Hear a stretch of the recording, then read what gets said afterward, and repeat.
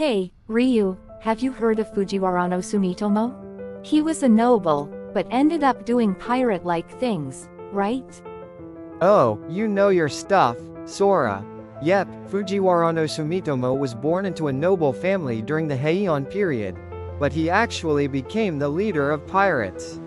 Today, we're diving deep into his crazy, action-packed life. So, Sumitomo started out working for the imperial court, right? By the way, what exactly was the imperial court, and what did they do? The imperial court was basically the government of ancient Japan, with the emperor at the top. Back then, the emperor and his officials handled all the political and legal stuff, making decisions for the entire country.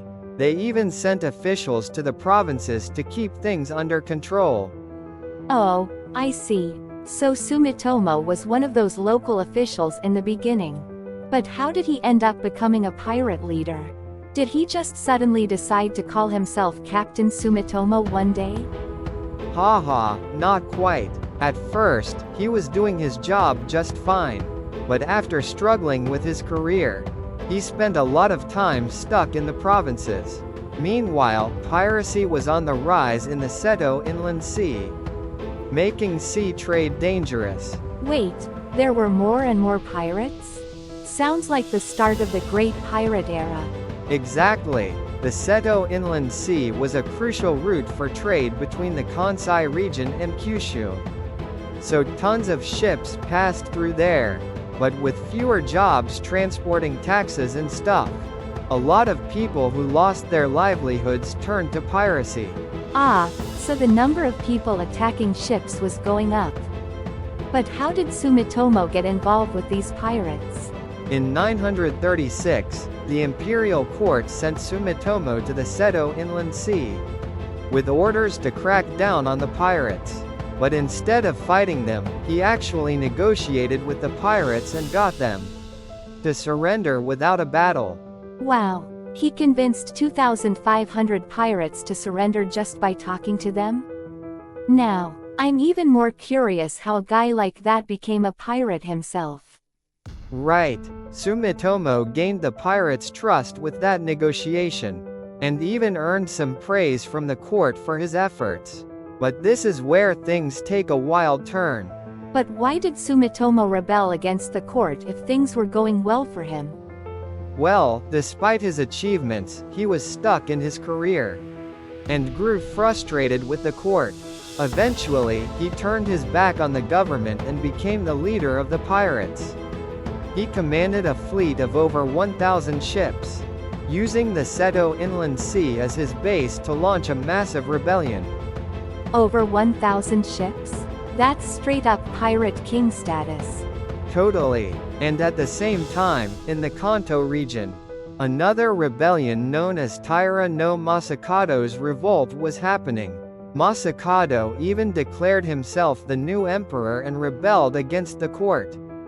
Whoa, so it's like the government was already overwhelmed, dealing with Whitebeard's invasion, and then they get word that Shanks and Kaido are having a skirmish in the New World?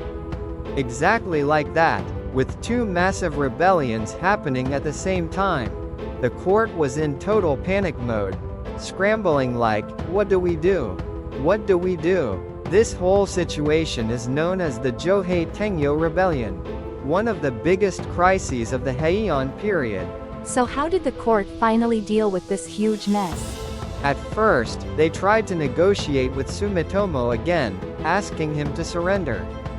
But he went back to his pirate ways.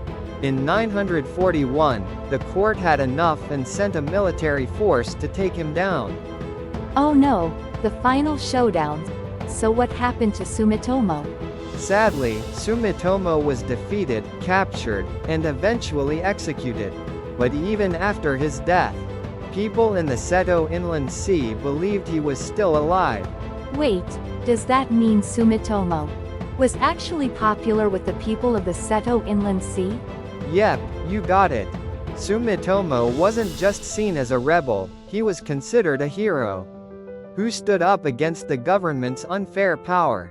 Even today, there are shrines dedicated to him.